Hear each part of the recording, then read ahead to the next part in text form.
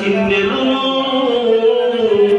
ఆ రోజు ఆ యొక్క అష్టమి రోజు ఆ యొక్క దేవకీదేవికి గర్భచిన్నెలు 8వ గర్భమై గర్భచిన్నెలు కూర్చున్నది. ఎందుకంటే మనకు ఒక మీనాక్షి తక్కువైపోయింది.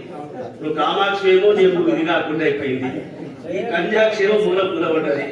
ఏకాక్షి నేను మీకు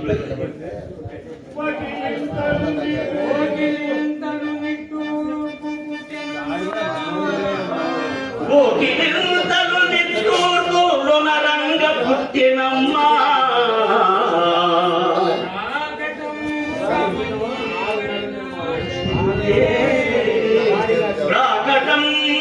మంటి పైన ఆశ పుట్టే.